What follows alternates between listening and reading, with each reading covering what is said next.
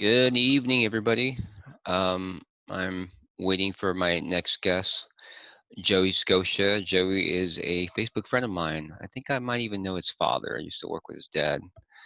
Not sure yet. I'm excited to get to know him. And the topic for the podcast is I put a post on my Facebook to my atheist and New Age friends who they think Jesus is. It's an open invitation, nothing too serious. We're just going to have a hangout and talk about Jesus. And hopefully, this will encourage some of you, to get back into the Word if you are a Christian and you just feel, kind of far away from God right now, especially what's going on right now with COVID. And I mean, just a lot of crazy stuff in the world. We could talk about it. The locusts. That's crazy. Billions and billions of locusts in South Africa. Hopefully, that's been contained. I have been following the news lately, but then you got the dust storm last week. I'm not following it. I'm not tracking it. I just kind of stay away from the news because it's just bad all around. And you got COVID that, we're in the second, I guess, what's I mean, the second phase. I don't know what phase we're in, but COVID's coming back. We've got, the riots. I mean, we got the new election coming up. Just the world's been shut down for a little bit. There's a lot of crazy stuff. So, yeah. So if you feel that you're far away from God, He's right here, and He's always here. It took me a while to figure that out, but even I forget it sometimes. So this is a good reminder for me too, as well. Um, yeah. So I'll put a post on Facebook and just invite people to talk about who they think Jesus is, and I think it's going to be fun. I just want to get to know. I mean, it's also great for me to get to know another human being. I mean, it's when I talk to people on my 9 to 5. For those who don't know, I take technical calls for Verizon customers, and it is an opportunity. It's a once in a lifetime opportunity. I'm going to get to talk to somebody random who is a stranger, but by in the call, sometimes you feel like they're your best friend, their new best friend. And it's a pretty interesting journey. You first get on the call, you don't know what to expect. Sometimes you do get a little heat, and sometimes it's like I said, like I don't want these people to hang up sometimes, and sometimes they don't want to hang up. But the show must go on. Still waiting for Joey. He said he's opening the app, so hopefully we'll have him on soon. Some updates. Let's see. Uh, nothing, nothing new. I'm just we're still quarantined here in California. Here's Joey. Yes, admit. All right. I'm so excited. Let's see.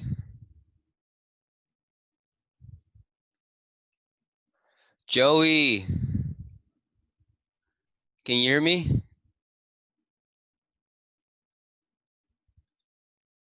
Just goes connecting to audio and can't hear you yet. Okay.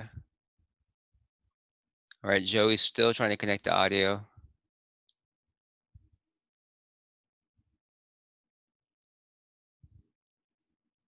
Joey, can you hear me yet? Okay.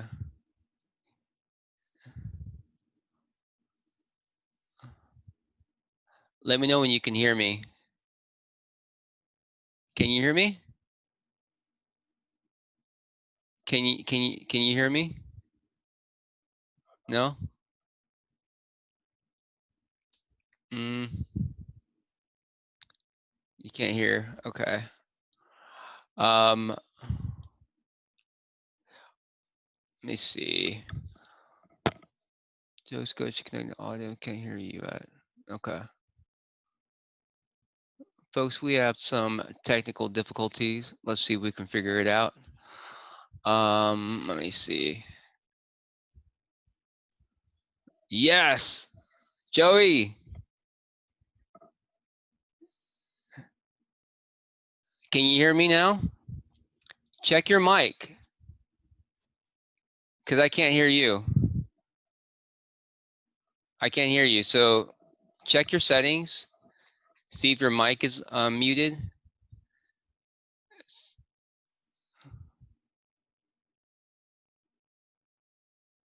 But give me a thumbs up if you can hear me though. Cool. Right on. All right. So if you check your screen, you tap on it, there should be a microphone and see if it's Oh, mute. there it goes. Yeah, it was muted. Sweet, Joey. Welcome to the Hey, podcast. man, nice to be here, man. Yeah, I'm so glad you can make it. I'm so glad, man. I do have a question for you though, because I remember I don't know how we got added on Facebook. Is probably through the Facebook algorithm, but your last name is not, it's an unusual last name. And I used to work with a Dennis Scotia. That's my Any dad. relation? No way! Yep. Woo, small world. Oh, he talked about you once in a while. You were working over there at Mamma Mia's, right? No, that was my buddy Dave, though. But I was like his son, though. That was my best friend Dave, and so he would have talked about him a lot, though, for sure, because he was in my band and he was my best friend since I was a kid. Okay. For some reason, I thought you were connected to that restaurant somehow. Anyways, when I used to work with your dad, and Well, I used to do. They were sponsoring my company for a while. okay, what was I that? used to Cloud9 Productions. I used to throw a lot of local shows back when I had a band, and we were putting a lot of flyers out, and I put like pamphlets out that had all the different bands and stuff on it, and who was playing where. Before the internet was had a bunch of stuff, before Facebook, before MySpace was out. Okay. Is there any way that you could just prop the phone and like keep it steady? Is there any way at all you can try to? Is there anything that you Uh, could prop on? yeah, yeah. Sweet. There you go. All right, that's perfect. Okay. Looking good, brother. Thank you, How thank you, thank you. how was the lake? Awesome, man. I try to get away from town in the summertime as much as I can. Too hot down here. Too hot down here, man. Okay. What lake did you go to? Milton? Pine I go to Flat? as many of them as I can, but I went to Pine Flat, and I really like to get out into nature as much as possible. So if there's a new lake and I'm like, let's go check it out, let's go see what's going on if I haven't been there yet. But a lot of times I end up having a lot of fun at one or the other and just get caught in a rhythm, and I keep going back. I went to Mono Hot Springs like 20 times 2 years ago just because it's so awesome up there. And I've only been back once this year, but I got to do that again too. That's Okay, fun. I haven't been to the hot springs. It's legit a hot springs, right? As legit as it gets, man. People come from all over the world to hike that area and to stay in that area. Yeah, I mean, maybe we don't want to spill the beans, because that's kind of a local secret. But maybe later afterwards, you might want to give me some directions. I want to check it out, dude. For sure. It's actually you could find it on a map. MapQuest will take you right there. Okay, right on, Yeah, Mono but Hot Springs. I'll tell you the real deal stories later. Right on after, because so I'm just going to frame it up. Usually this podcast, I try to keep it about an hour, and if it runs longer, great. If you need to go, just let me know. Just give me like a 5-minute warning. Okay. But yeah, I just want to get to know you, because I mean, this is, especially with COVID right now, with quarantine, man, I need to see people, dude. I get depressed when I don't hang out with anybody. You know what Telling I'm you. saying? So Yep. this is a treat, man. So thank you so much once again. I've been wanting to do something like this anyway for quite a long time, and I'm the type of guy that honestly, when I had to open up the email and do all this little bit of extra work, I'm like, man, I don't even know if I want to do this. But I said, Joe, you've been wanting to do this. Just fucking take the time. Excuse me for cussing. It's Just okay. take the time and do it. Come on. So here we are, and I'm really glad that you invited me, man. Thank you. Yeah, we'll get to the topic at hand, but like I said, I just want to get to know you. Tell me a little bit about your background. Like, tell me a little bit about your dad, your history, where you born and raised, and tell me more about Cloud9 Production and the band. Love to hear all about it. Okay, so well, starting from the beginning, my grandma that I know of, my grandma was born in Mexico, or was born in. Actually, my grandmother was born in America because her dad lived in Mexico, but he was a preacher, and he came to America knowing that his child was about to be born. So he came to America on a mission to make sure that his daughter would be born here. So very smart man. So she had citizenship, American citizenship, and then they lived in Mexico. So she was raised there with dual citizenship till she was 14 years old, and then came to America. And my grandfather, he was born in Italy, and he came to America when he was this is on my dad's side, and and Okay. and and he came to America when he was 4 years old, and that's a long story. But anyway, he met my grandma, and then my dad's the first generation Italian, Spanish, Mexican, whatever you want to. However, I don't know. You know, she said she was mostly Spanish, but we took a DNA test, and she's got a lot of Indian in her. She never told us Okay. about the Indian. She never told us. So, but that's so my dad. You know, he grew up here in Fresno too, and my mom grew up here in Fresno. And we don't know as much about my mom's side because her dad was adopted, and Okay. then so I know I just say my mom's side is mutt. I like to say Okay. that. A little Just mix. American, a little American mutt, yeah, pretty much. And then you know, so they grew up here in town, and they met, and they were together for 10 years, and then had me. And I grew up in a rock and roll. My dad was kind of like, I think I like to say I tell people a lot of times I grew up on sex, drugs, and rock and roll. That's pretty Okay. much how I grew up right there. So only child, and my parents divorced when I was 2, and then probably because of sex, drugs, maybe not the rock and roll. No, probably just the drugs. But anyway, so they broke up, and long story short, I still followed my dad's path when it comes to music. That's kind of the path I wanted to follow with that, because he was a musician. I grew up with a rock and roll band around me. I wake up and they were playing, you know, Ozzy Osbourne, you know, Bark at the Moon, and they played all this stuff that I didn't even know was so awesome until later on. I was like, dude, they were just playing that like nothing right around me, right in front of me, you know. Great. And so that's how I was raised. And I said, I'm gonna. I didn't know I was gonna be a musician until all of a sudden I was 17. I finally picked the guitar up, and I started playing. But then I got into sales. I got a bunch of sales experience, real at 19 years old. Did real good with this company, and then I decided I'm gonna take that and go sell and try to sell something that had more to do with music, something I liked. You know, Okay. I can sell toothpicks, I can sell toothbrushes, I can sell this, I can sell that. Why don't I sell what I create? You know, so I started making music and helping other bands get gigs and stuff around town with my band. Wanted you to take a moment to expand a little bit. So dad was a musician. I remember, I forgot if it was either a drummer or a guitar. What was he? He was a rhythm Okay. guitar player, singer, and they played mostly cover music. He wrote songs when he was young, he said, but they just liked having fun and playing for fun. So Right. they played for a lot of bars. My dad said he got a lot of gigs. His job was to get the gigs and to sing on stage. And he never gave himself a lot of credit for being the greatest singer in the world. But Okay. he always said, hey, it takes a lot of balls to get up there, and that's what I got. Yeah, I remember he did say that, but I remember there was a performance that he did. I don't know where, but this is when we were working at University Acura. Maybe it turned to Fresno Acura, but when I was working with your dad, he did a gig somewhere and I went to see him, you know, and yeah, I mean, I really appreciate your dad. You know, I think out of all the guys at the store there, I don't think I ever had like any beef with your dad at all, you know, regarding half deals. You know, have you ever been in the car business before? Well, yeah, I was actually down the street from you guys in Mercedes Benz in 2008. Okay. So you know about the half deals, so people are listening. Half deals is when you're on a commission with another salesperson, and you have to split it. And when it comes to your money, you know, sometimes it gets pretty vicious Yeah. and understandable. It's how you eat. But Yep. I can't ever remember like having any like, you know, I'm just being honest, right? Because you know, we're being recorded. Your dad's gonna be. He's like, yeah, that sounds about right. But it Actually, wasn't just with me. I actually, think.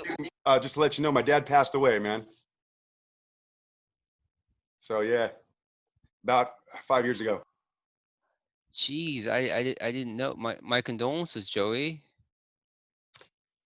Wow. I It's had life. no idea. Yeah. Oh man.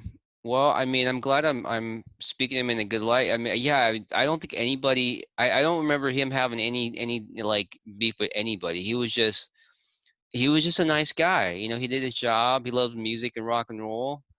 Dude, Um, my dad was so likable by a lot of people say that about him, but and I loved the heck of my dad. He never was like a mean dad or nothing like that. But if he was about to get mean, I would straighten right up because I didn't even want to see that part of him because I could tell, right. I could tell. I think a lot of other people could too. They were like, this guy seems pretty nice. I don't think I want to get on his bad side for some reason. I've never seen it before, but Right. I He think I want just to get on.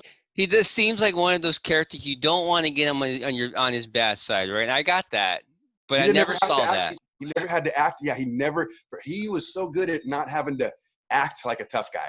You know, Yeah, you know what I yeah. mean? Oh man.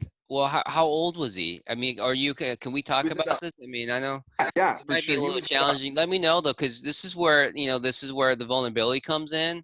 When we have these kind of communications, it's one on one, it's very intimate. We're gonna get to topics that you may not want to talk about, and I don't know when to stop because I'm the interviewer. I'm the type And of guy that'll talk about just about okay, anything. I probably too much. I got in trouble for talking mostly when I was growing up. If you stack of referrals this big still that I have saved, yeah. and and they're all for talking too much, pretty much. A couple, nothing ever, nothing ever vicious or hurting anybody or anything like that. I just got in trouble for not being able to keep my mouth shut. So I'll try not to Okay. take too much of your time here. No, you're good, Joe. I mean, like what my last one of my last podcast lasted 3 hours. Like we didn't know when to stop. I'm just like, well, I could keep going for another hour, and then we did. After two. Philosophy is that way. You could just do Yeah, it for a while. yeah. Let's just do it for a while. It's organic, and when you got to go, you got to go, and I got to go, I got to go, and then we could always hang out some more. We even hang out in real life if Dude, some people. anytime, man.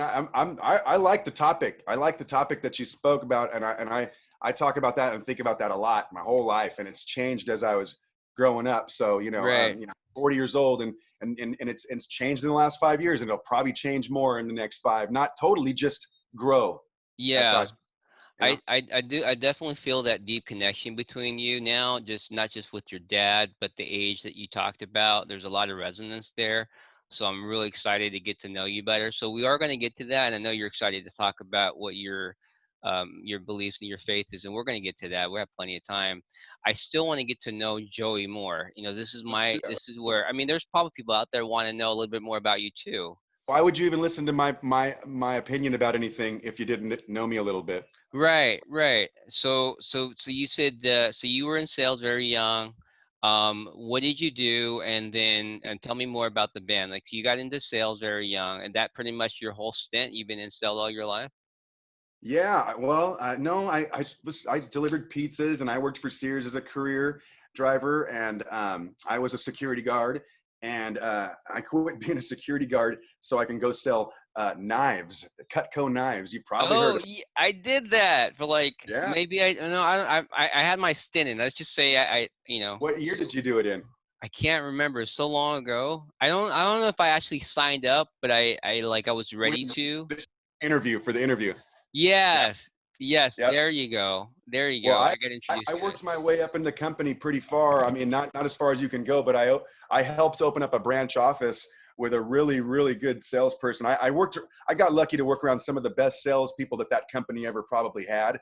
I mean, they had a lot of them too, but this is definitely one of the top handfuls of salesmen that they ever had. I mean, the guy that was my trainer that hired me was the first person to ever have $1 million office, to ever have an Oh, office sell okay. a million, to ever have an office sell $1 million worth of knives in one year, and that was here in Fresno, Whoa. not in New York or San Francisco or any of the big old places you might think it might be. He did it here in Fresno, and then he basically showed the whole rest of the company what could be possible. And after that, there was all kinds of people, competing, and so he had this kind of fire and energy about him that I feel like I could relate with a little bit. I get pretty fired up about things, and his eyes were always real happy. He's just so fired up. I even still say that because of him. And nice, and fired up. He was just always positive, and it was kind of fake a little bit, but it's kind of better than being mad all the time.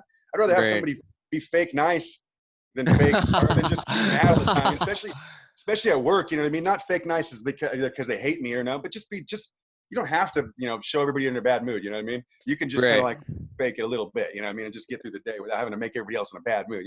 So he really Got showed it. me a bunch of powerful ways to get things done. I mean, he showed me things that I mean, just crazy like Jedi tactic maneuvers when you're just out. And he's like, "You want to get in? Just let me show you how to do this." So just ask. He's just ask. What could they say? It's just no.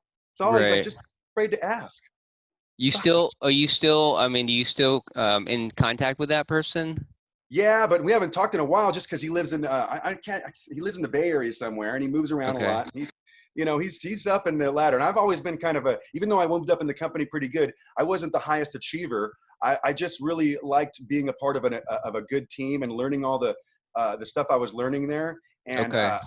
while other people that I ended up training as a trainer and become higher in the company, and all of a sudden I was a manager and training people, man, they did way better than me half the time, a lot of times.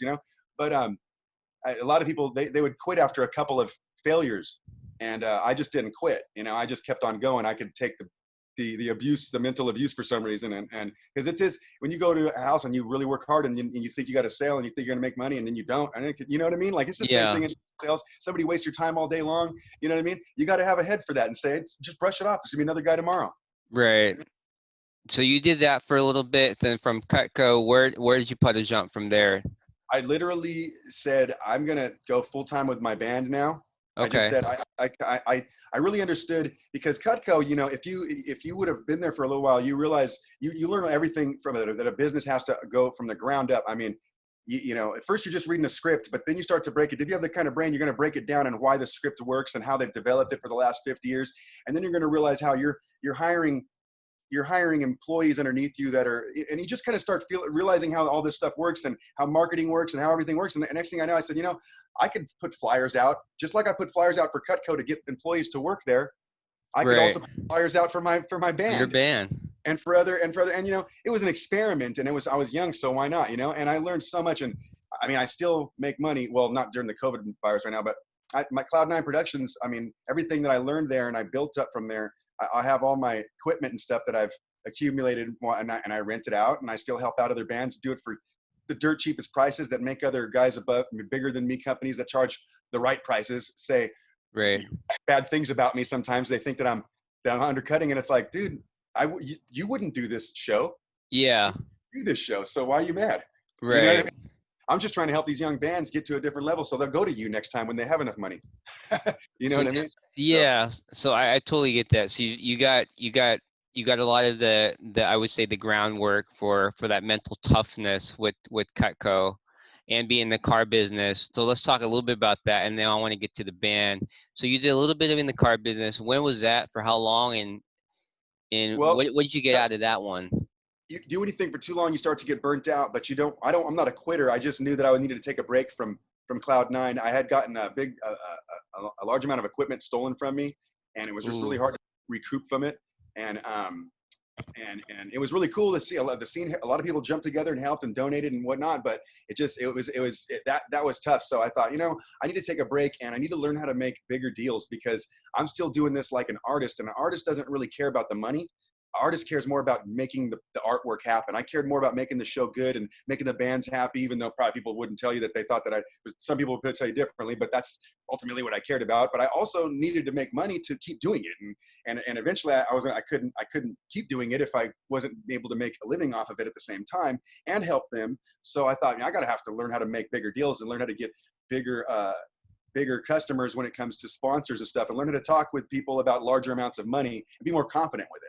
So I said, Okay. you know, I called my dad and said, I need to go sell cars for a little while. It's you know, $20,000 car versus, you know, a $500 sponsorship. I need to start asking for more money, you Right. know, and presenting the scene. My idea was to present the scene as a whole, that we should be getting sponsors to help sponsor the underground portion of the scene, so we can grow the above ground portion of the scene. You can't have you know, a crop without roots. Right. You can't have a crop without roots, and the roots is the underground scene. Even though they're not the greatest always, and they, you know, they don't always bring the most customers to your bar and things like that. But if you don't have a scene, then you don't underground, then you're not going to have very many bands to have very many customers in the future, if that Got makes it. sense. So you have Yeah. to build that scene. You have to build the scene up. You have to build you have to build the customers. In 2004, before all the you know, the internet happened, I talked to 14 bands over the phone, and I said, get any bands you know, bring them down to this place called the Avalon Club. It's 18 and up. It's going to be one of the only, maybe the second place 18 and up in town. It's going to be the nicest one, because I'm going to put all my speakers and stuff there, and we're going to work with all the bands, not just a couple of them. And I need you guys to come see what we have to offer. If you want to play there, do you want to play this? It sounds good to me. I said, well, if you come to the meeting on Sunday, you'll be the first bands to arrive that sign up will be the first bands to play there. So the word started getting out. I only called 14 bands, and you know how sales goes. I mean, if you call 10 contacts, you might get lucky if 5 of them come in that day. You get lucky if 2 of them come in that day, right? Well, I Right. got 17 bands showed up. I only called 14. So this was like, they wanted this product, you know what I mean? And I didn't really, it wasn't me that wanted to sell a product to them. I just started realizing that I'm not selling anything that nobody doesn't want. I'm not having to convince anybody of anything here.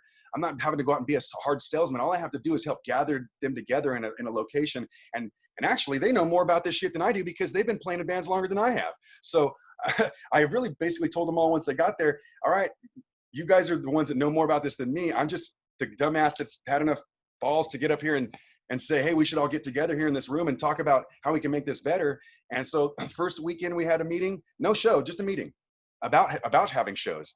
Okay. 17 bands. Second one was about 3 weeks later, 2 weeks later, 30 something bands showed up. Another one about 4 weeks later, 70 something bands showed up. Whoa. All the way from and not even to just to talk about playing and to play at this new 18 and up club in the Central Valley that we were all. And so I used the skills I learned from Cutco of gathering the meetings of people together and getting people riled up for something that they want to do, which they wanted to make money at Cutco. These guys just wanted to play in front of people, and so did I. And so if we all, told everybody, so like if we all work together, look, there's more than 100, there's 70 something bands in here. There's more than 100 and something people in here. If we get the rest of our band here, because not everybody in the band came, just 1 or 2 people, get the rest of our band here, we double the numbers. Then if we all bring one apiece, we double those numbers. We've got 800 people here for a show. And just because we can't all play at the first show doesn't mean we're not going to all, if we bring 800 people to the first show for the first 4 bands, everybody's going to fucking want to come back to the second show for the next 4 bands, because they're going to be like, that was tight. When's that happen in Fresno, with a bunch of underground local bands? And dude, I mean, it was just all in my mind, but everybody was like, eyes were this big, all their heads were going like this in the room, and everybody stood up, started clapping like it was like on the movies. I swear to God, I like ducked under the ducked down because I didn't, it was weird. And total true story, man. It was really fun because it was all real. It wasn't like this, which is really cool too, because we can do this. But it was actually real people physically sitting together talking and agreeing that if we all go out and I make a flyer with all 100 of our bands on the back side of it, and then the next weekend and the weekend after on the front side of it, and we all pass these flyers out, we'll even get more fans to the whole scene. And within the first or second weekend of the first couple weekends we were doing it there, we had all these write-ups in the paper. The place was packed. All of Tower District was packed. Avalon was the fucking place to be at. Within about 6 months, they decided they needed to go 21 and up. And when they did that, which was a great idea to sell more alcohol, the thing was they cut half their clientele that went there out because it was 18 and up before that. And so I learned this. I don't know if they learned this, but I learned that in the music scene, different than the bar scene, which is they were a bar, so they cared about selling alcohol. Right, that's where their money was. Right, so they all really cared who was bringing the people anyway, which bands was bringing the most people anyway, and But the reason why we brought so many people is because all the bands brought people. And when all the bands brought people, some of those bands' fans also liked those really good bands. And then they would also come to the other shows to see. So those really good bands would gain the fans of everybody, of the whole scene. And we were all sharing each other's fans. Okay. And this was, you said 2000 and what? 2004? 2004 or 5. And we did it for the first, it really, really worked that first summer. A band called Grooveyard really went to the top. Out of nowhere, went to the top. 6 Ounce Gloves was already really, really doing good before that. They were the known name in town before that. But I'd say after that, it gave them a really good couple of waves to ride. You know what I mean? Not that they might have probably did it anyway because they were so good. Okay. But having a lot more bands pulling a lot more audience can't hurt. Okay. Right. I mean, it's like communal effort. You get a lot of bands together. I mean, that's a movement right there. But the reason why the movement stopped, in my opinion, and no offense to the station that was trying to capitalize off it, because everybody's trying to help in some way, but capitalizing, and I like capitalism too, I do, but you can't capitalize too much. And what happened was they want to do Battle of the Bands, which is some old fashioned stuff. And what it did is instead of all the bands working together and all the fans being there to see each other, all of a sudden it created a competition between the bands. And so now instead of the fans going, hey, who are you here to see? Oh, I'm here to see so-and-so. Oh, right, well, we're here to see the so-and-so. Yeah, I'll check them out. Let's have a shot together or a beer together and play some pool together. Right. It turned it into, whose band are you here to see? Oh, well, we're here to see these guys. F you, you know what I mean? And I'm not playing pool with you guys. And it made it a hostile situation. Wow, interesting. The scene literally started crumbling from there. And that's my outside point of view. I'm sure I made some mistakes. I'm sure some people could remind me of a bunch of mistakes I made. I didn't know what I was doing, really. I just told them all I told them all that the line I learned from Jesse back at Cutco, fake it till you make it. Right. I feel like I'm still doing that. I still, no matter what industry, no matter what venture, what hobby, you're just somebody. It's got to be your first day someday. Mm-hmm. Yeah, and then also when you really start learning things, you start really realizing how much you don't know, right? I know that this is what I do know. there's more that I don't know. There's a ton of stuff that I don't know that I know. That's something that I do know. Yeah, And because every time you open up a doorway to some new concept you'd never thought of or heard of, that's a whole nother billion zillion doorways to all the parts of that thing that you never heard of. right, right. I It got never- this from I think from my one of my medical friends. I forgot I can't remember what she does, but anyway, she specializes then in one particular field in medicine, right? And then she realizes that there's so many to learn about this, and she's still, learning. But then there's all this other stuff, and that's just in the medical field. Then you want to talk about botany? Do you want to talk about anthropology? You want to talk about music? You want to talk about space? Where you want to go, right? And then you start thinking, whoa, there's a lot more that I don't know. But anywho, so yeah, back to the band. So you did that for a little bit. And where's Cloud9 now? Are you like less COVID? I know this has been a kind of a weird time, Mhm. but Uh, what's going on with your production company now? Like, are you still doing shows? this should be a busy time of year for me, and it's totally dead. We haven't done any shows this whole year.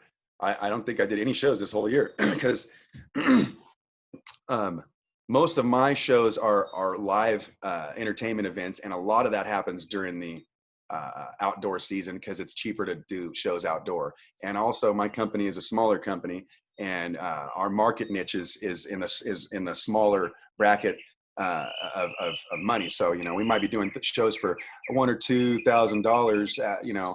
Whereas in a lot of bigger shows, it's gonna cost five to $10,000 for the amount of gear and lighting and stuff that you need. And so most of my shows are you just there's no shows, but I still would get a lot of business. I mean, every year and I don't even put any advertisements out. It's mostly just hear word of mouth, because when somebody's at a show and they see that they want to put a show on, they go to the person who's doing the show and say, hey, where'd you get the sound from? And they tell Right. them who got it from, and you know. Got it. Got it. Man, it's tough. I know. I just to share a little bit. What do I do for a living? I'm a technician for Verizon customers, so I get to talk to people all day long. And it's amazing how this one little thing, it's not little, but this thing, COVID has affected billions of lives all around the world, and just even like normal people just like us, that have a job, that need to eat, to get around here and there.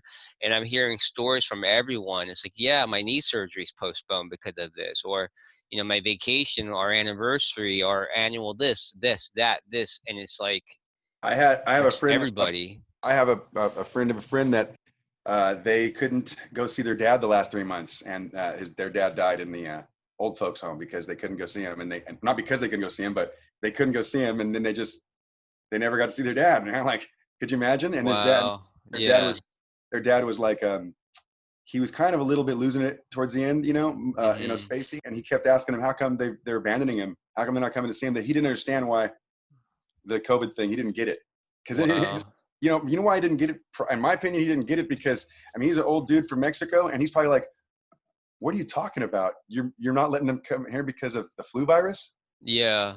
Like, I want to what?" And Yeah. I guarantee you, no matter how scared they were of catching it, and they're a little more scared of other people that I know, but they were like, "I don't care. I would have went and seen my dad." You know what I mean? Right. Right? Yeah, And he didn't have that's he sad. actually did have it. They said he had it, but it wasn't. He didn't die from that, but he had it like 6 months ago or something like that. So Right. he Yeah, I heard I mean I heard that that's the thing. A lot of people catch it, but they'll die from something else. But before, what was it, the records were kind of skewed because they were using it as they'll classify it as COVID. Regardless if you believe it's big as it is, I mean it's it is stopping the something whole though. world. I mean it's It's definitely a something real that's deal. happening, and it's affecting our lives, and however Yeah. it is, how for whatever reason, and it definitely is though. That's for sure. Yeah, I think Yeah. I'm gonna try to move this because the Yeah. sunlight is in my Yeah. eyes. Thank you so much. I Yeah. didn't want to be a Karen already. I heard that today. Some girl was like, I don't want to be a Karen, and I I called it knew Chad the other day. I knew the connotation, but I didn't understand. Like I was like, where did this come I don't from? know what a Karen. What's that? What's that? It's like you're complaining because Oh, earlier when your holding it was moving and I asked you to steady it and then the lights was dimming out. I'm like, Well, do you want to be a Karen right now? How is it right now? Should I turn It's around the other way? beautiful. No, Okay. this is perfect. Great lighting. I can see it's not moving. We're doing great. I'm glad I bought a good phone finally for once in my life. I Good. always What did you get? What did you get? I'm curious. It's a decent phone, I guess. I still think the Apples have better pictures and whatnot from what I can see, but this is a Motorola Z4, I think that's what it's called. Okay, that's a nice phone. I've always been a fan of Motorola ever since the old pagers. You know what I I'll mean? show you my phone here. So if you can feel. Okay, I might need to borrow you. No, Oh right yeah, here. the flip phone. Yeah, I tell people that and they think it's cancer, you know. It's like, what kind of phone do you have? Oh, it's a flip phone. You Well, got a flip phone? hey man, I might go back to that too, though. I can totally understand why. I can totally understand why, man. Well, I do share it with people because I feel like, somebody's got to preach this because, some people need to hear this because I get people all the time. They're just upgrading phones left and right. So And much money. it's not just the money part. It's the waste and it's just the conditioning that we get that we got to get the newest. And How now much phones are like garbage and all $2,000. the and a lot of those people probably, no offense to them, it's just when I was young, I used to do a bunch of stuff I didn't know I was doing either. You know what I mean? but Yeah, uh, but a lot of those people probably don't want to hurt the earth and the environment, and probably don't like people working for nothing and things like that, and probably and every time you buy a new phone or a new car or a new everything that you keep on upgrading and buying, an old one ends up in a garbage somewhere. You know what I right, mean? That, right. and then somebody else has to dig more of that, whatever material that's made out of the ground, and then some factory has to produce it and make some smoke come up, and you know what I mean? And you Yeah, know and if they and here's the thing with electricity, they want to make electricity uh because it's so clean and everything, but a lot of people don't ever think about this. I go to the mountains and I see this with my eyes all the time, but the way we make electricity the most right now is from dams damming the water from going down into the natural cycle of things. And right. I understand farms from the people that understand farms and all, and I'm like, totally, we need some food. This many people, we're gonna need a dang farm somewhere and all. But Right. but the what if you how okay, so here's my easiest way to explain it. If we all know that there's a weather cycle, and that the from the ocean, the moisture comes in the air, it comes down in the mountains. I don't know if everybody knows this, but a lot of people know this. The moisture comes from the the ocean, right? All the rain comes to the mountains, and it snows over there, and then we get water all year, and that's how it all happens, right? Okay, that's a pretty simple way of thinking about it. And it is pretty much the way it happens. So it goes up there, comes down here, flows back to the ocean, right? Well, if we were to put a big old thing in the way of it flowing over here, we wouldn't probably Gotcha. get no.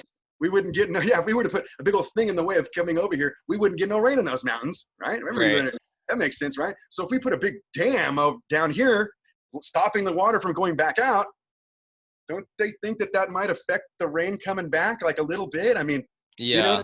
The there's water. natural cycle. Yeah, there's water that does come back every year. I mean, this Mother Nature's hard to stop. You know what I mean? But I mean, Yeah. we're doing it pretty good. I So people talk about all these different ways of hurting the environment and hurting stuff, but nobody ever talks about that forgotten. We got 88,000 dams in America. It's just slowing down the natural cycles of things. You know what I mean?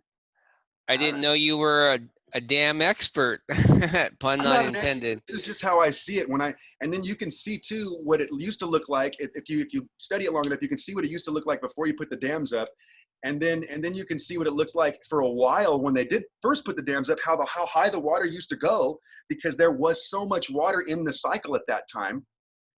And then now the water never gets that high ever again, because there's so much less water in our cycle now. And we may just be slowing it down a little bit. But another thing that's causing our cycle to lose water is that a lot of people never ever talk about this either. We ship away so much water weight in produce from our valley every year, whether it be a cow or a chicken, whether it be livestock or whether it be produce. That's water weight. That's 70% water in a living thing, and we take it and we ship it away totally out of the whole thing.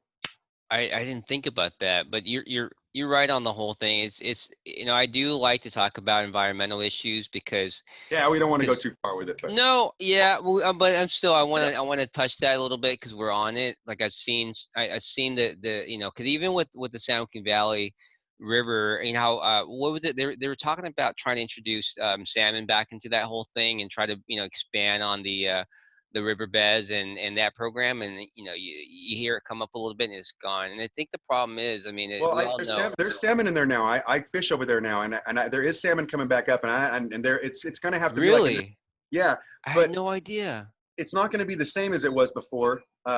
But hopefully it works. It's better than nothing. We're trying to get to Mars, but if we can't grow a forest, we ain't ever going to be able to live on Mars the right way. We animals our size needs a big giant luscious forest to live off of. Yeah, There's no, yeah. that's where we came from. That's where we live. That's it. And so it would.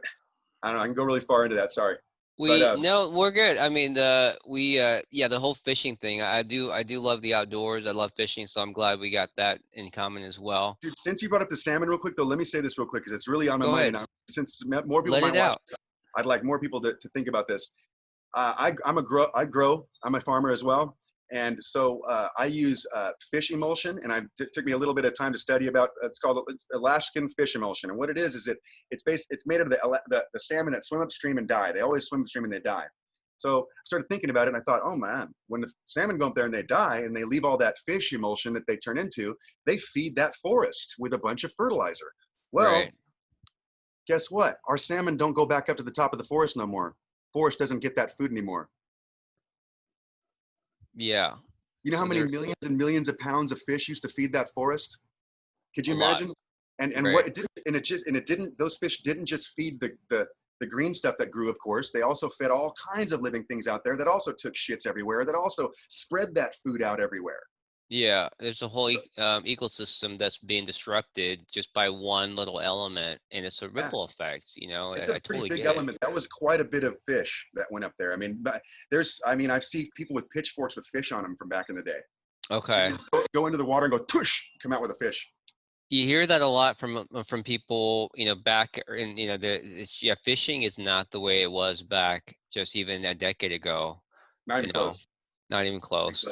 It's there's one thing to do with overfishing, but there's another thing to do with the environment. I mean, this environment right here in the city used to have all kinds of bigger animals like our size or bigger. Elks and freaking bears used to come down here a lot more, but there's nothing down here for them to eat, Yeah, so they won't come down yeah, here. Plus, it sucks down here because it's hot as hell because all this concrete creates so much extra heat. Nobody ever talks about how much extra heat the city creates because of concrete either. right.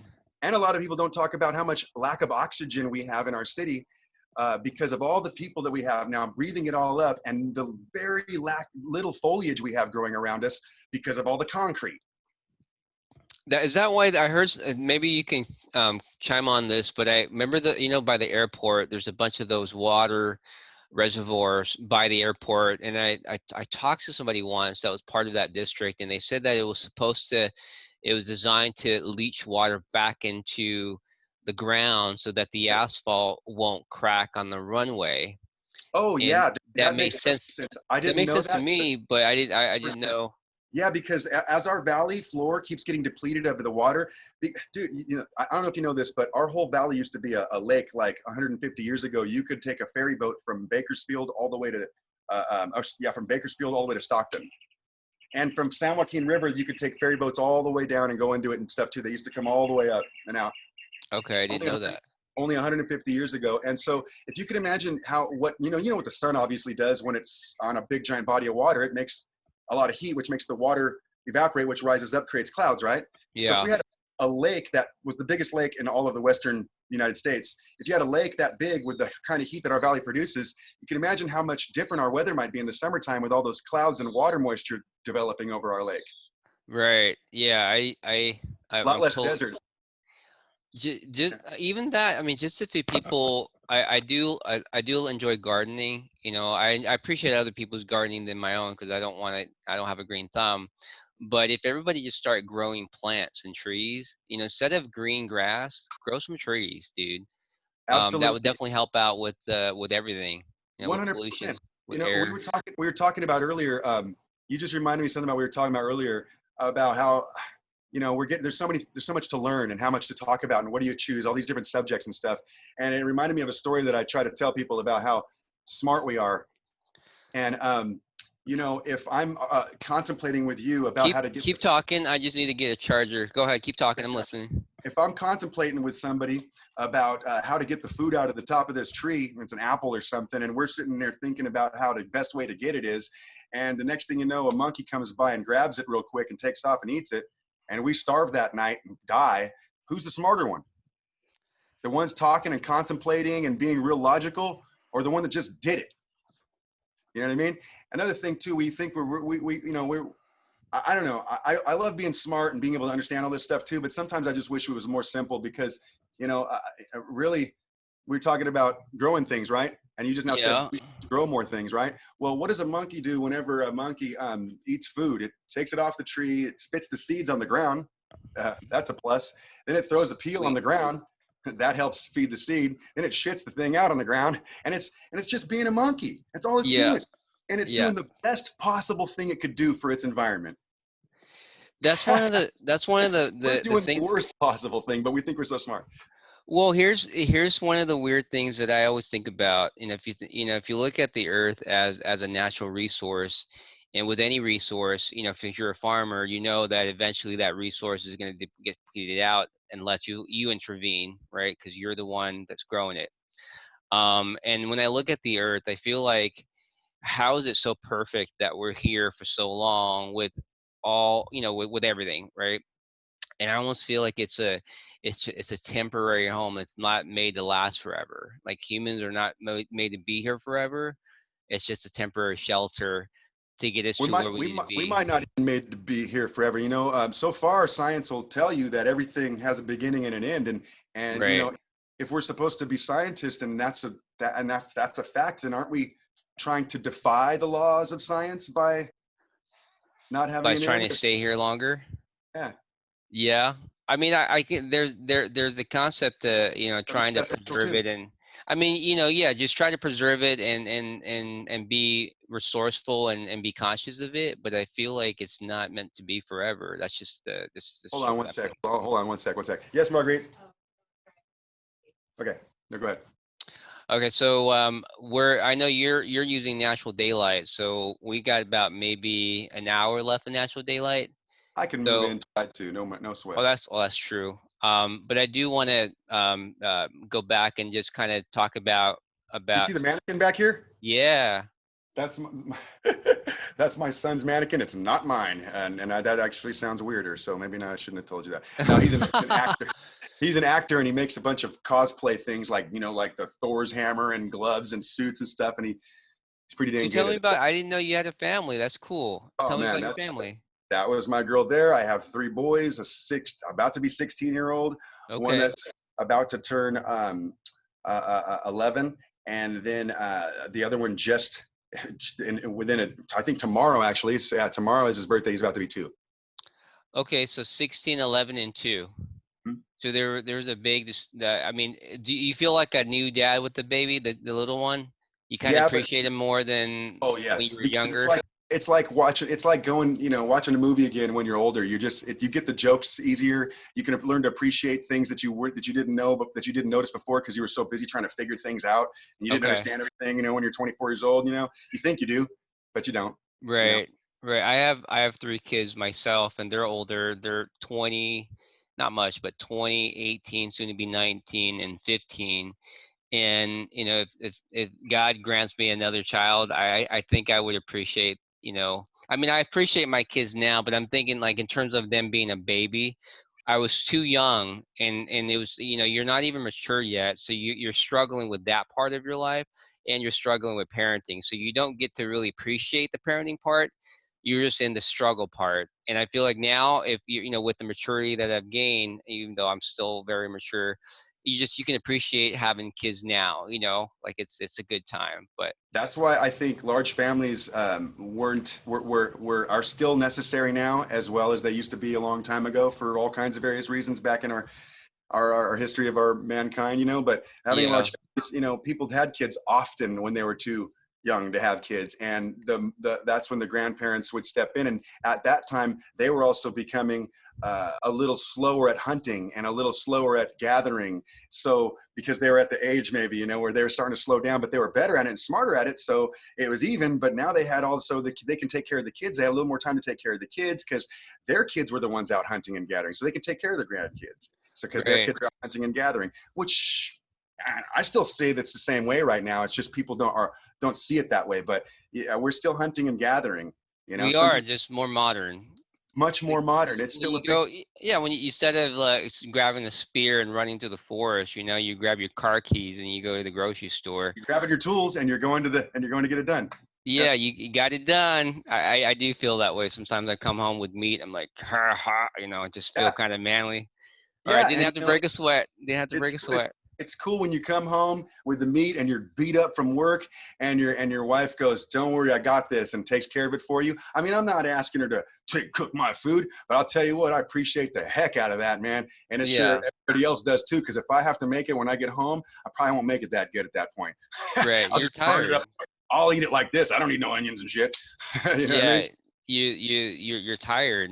I'm so glad that we're expanding on family. So you have three boys. You married? You guys you say your girl We're together? married. We're married in our sense. I mean, I have a ring. She Okay. has a ring. We haven't done the legal marriage through the state because I've always kind of been against that. I've watched my dad get screwed bad, by my own mom, and they're still friends, but somehow the court screwed them both. And Right. the system just took so much money away from my family. Basically, Got it. I'll broke it down to I just go, well, how did that help me out ever? It didn't. Yeah. It Yeah. never helped me out. The welfare didn't help me out. It just nothing helped me out really. You know what I mean? Right I mean, on. But you I don't have know. but you have a nuclear family. That's awesome, man. It's I feel like that's My mom what lives back in my backyard too. I got a trailer back there for my mom so she can come in and not have to pay for nothing and shit and struggle and stuff. So oh yeah, but right no, on, dude. and then I got another little family that lives and stays right in the basically in my house, but in a separate little part of it. And Okay. and they've been living here for years too. And it's pretty cool. It's a pretty cool little You got a environment. little community. I always thought about that, like having a property and then just having people, just these whole tiny house movement thing. I've been dying to get a van or just a trailer or camper. Like I want to get a camper on my truck, like a topper, Yep. and just convert it into a tiny home. I'd be stoked. But the Dude, problem is there's dude. family members that think that you're going downhill when you're sleeping in your truck, and I get that, Yep. but I feel like, dude, I'm saving money, and I The got to environment do it. out. What's the You're deal? helping the environment out. If you can, if Yeah, make a smaller footprint, that's how it's funny how people talk about they want to talk about the Indians and how we did them wrong, and I agree. I have Indian in me, but I'm like, right. do you want to go back to living like an Indian again? Because I actually do. But do Yeah, you? And a lot of these people yeah, don't know what the heck they're saying. Like, it's like, if you really want to talk like that, then let's start living like that. You know what I mean? yeah. It's Let's start having less. Let's start buying used rather than buying new. I set this on my truck right here. I just bought me a new truck. I had a 2001 Ford. Guess what? I bought a 2001 Ford, but it just had 100,000 less miles on it. So yeah, I like that truck. I did, and so I wanted another one like it. You know what I mean? So and I fixed it a little bit rather than going out and buying a whole brand new one. And spending and going into all that debt and having to become an indentured servant again just to pay off the truck. That by the time I end up paying it off, it's all broken and I have to start working on it again anyway. I might right. as well just get this one here. And so being in the car sales business, I know that now if I have a bunch of money, someday, and you do make money to spend it, I might get a new truck. I'm not saying I never will, but I Right. mean, I don't have to get a bunch of them my whole life. You know what I mean?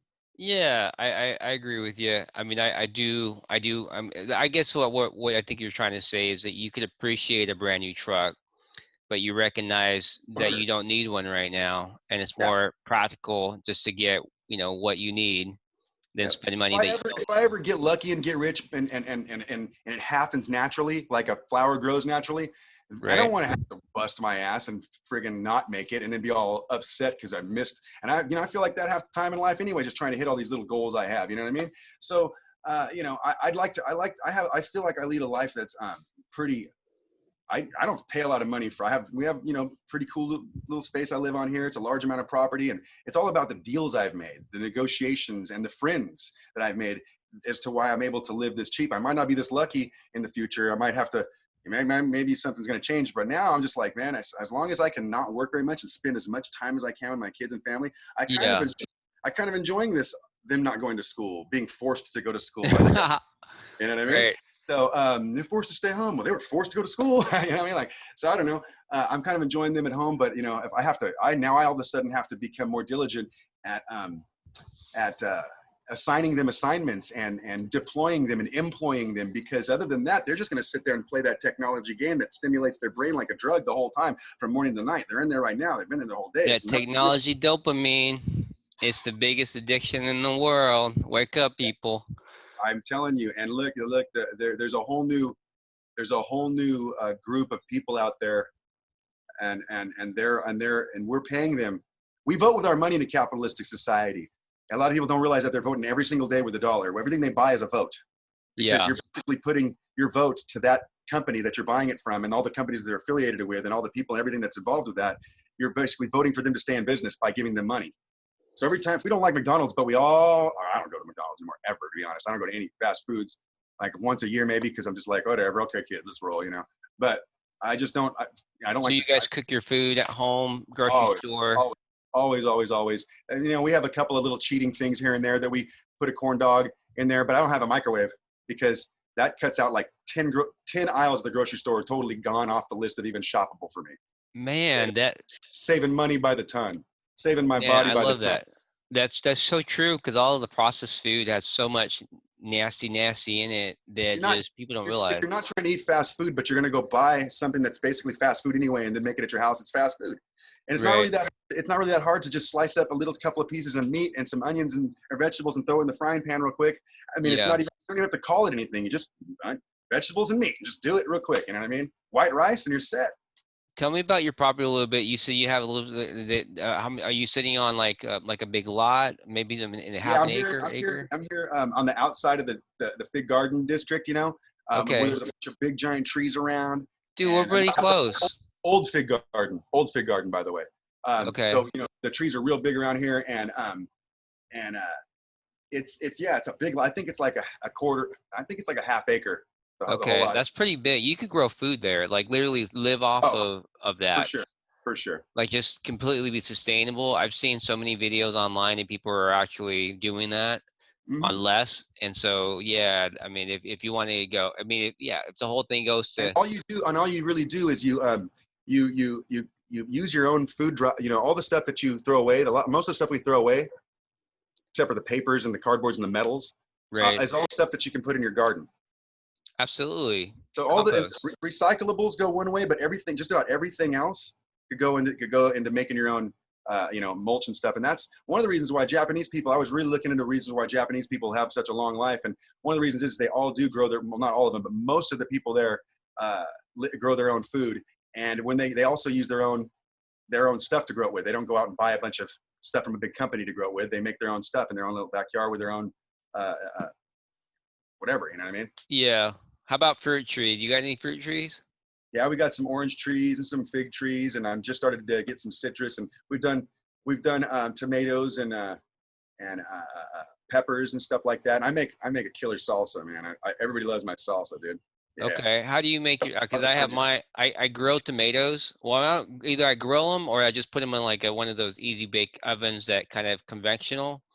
And as long as you just cook it and get the skin off of it in jalapenos or those long chili, I don't know what they call them, but you cook them and then you Serranos. just mash them up, put a little cilantro. Oh, my mouth is watering. Yeah, dude, that stuff Delicious. is so good for you, man. There's so many vitamins and minerals and nutrients inside there. And well, I think the feeling that you're feeling when it's hot, it's because it's actually bleeding into your skin. Like it's giving you vitamins real fast. You know what I mean? That's what I I feel like like. that I analogy. think it is. My eyes start opening up and stuff. I'm like a vitamin C to the max, right to my face, you know? Okay. Yeah. My parents, like my mom and my stepdad, they're down in Visalia. In their backyard, they're master gardeners, so, but they don't grow just your traditional stuff. They're Asian, so they're growing a lot of Asian stuff, but it's amazing. You go back there and it's just like a lush forest. I just go back and check. It's like I'm too lazy to garden, so I want to go check out your garden, and get that garden dopamine. Dude, if Um, I would love to have a big old giant garden in my backyard. I got to figure out a way to adjust my lifestyle around. I think once my kids are moved away, I'll have a little more time to do stuff like that. You know what I mean? Because it's hard to, if I could get them to be on my team with me, then it'd be easy. Like the way our ancestors used to do it. You know, yeah, kids were part of the team, but right. they're so technologically taken away from us. You know, just like the drugs used to take away the kids, you know, and the gangs. Well, video games are doing it now, and That's the the modern day technology. drugs. and I can't get them to want to team up with me to teach them these things. So that's a huge thing. I find a problem with our society, and I think it's done on purpose in a lot of ways by people that are trying to keep us from getting smarter. Because Yeah. if you can separate the adults from teaching the kids what they've learned, then the kids are Wow. never gonna, you know what I mean? So, so the kids always end up going away to a school to where they learn from a book. That's the curriculum that the whoever the hell's probably trying to Right. do this. Let's make sure that that's that, you know. And Yeah. who's trying to do this to us? I don't know. People that are freaking sponsoring things, like the people that pay for all the books to be done, maybe that want to The make sure that book, the kids, the book people. I mean, you know, I'm just as guilty because in our time, technology. I mean, the internet, smartphones. I mean, we're at a time where I feel like, yeah, you can't compete with technology with your kids. Even when my kids are over, I love them and they're great. But that's one of me, and I fall guilty of that too, because it's easy to just get sucked in because there's so many things that you can see online, and it's just that, again, that technology dopamine. That's just, that's why I have the flip phone. That's the reason, Joey, that I got the flip phone, is because that's my I knew, addiction I figured. my addiction to cell phones. One of the customers one day told me about the idea, and that kind of permeated. And after a while, oh, I got to tell you about that deal though. So when I was looking for this phone, right, it's a God thing. I was looking at the Walmarts, couldn't find it, and then one day I was driving home, and then the thought came to my head, it's like, hey, go check out pajamas. I'm really big on onesies. I only have two, but I love onesies. So I went to Walmart, no onesies. And then the thought was like, hey, go check out the phones. I'm like, okay, yeah, that's a good idea. Go check out the phones. Where they normally were, not there. I was bummed out. And all of a sudden, I started sneezing like crazy. And then the thought said, hey, turn around. Okay, turn around. Boom, phone's right there. And then I wanted it. It was there. It was $40. It was, because the smartphones were $40. I didn't want to pay $40 for a Same cheap thing phone. for a flip phone. Come on, Yeah, man. It should be but 20. my intention was, because I needed this to help me, at least curb my appetite a little bit. And then the guy comes around the corner and it's like, hey, I want that flip phone. He's like, cool, it's on sale for 9.99. And I thought he was joking because the price still said 49 or 39. And then when I was checking out, it was rang up 9.99. I was like, you weren't kidding. He's like, no. And he said, yeah, in fact, you're lucky. This phone came last night. It flipped me out, dude.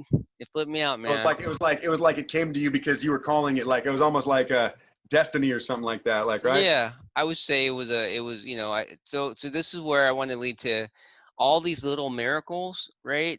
Mm-hmm. This is where, if you're kind of in the new age, you can call it, manifesting, what you want. You could say it's synchronicity.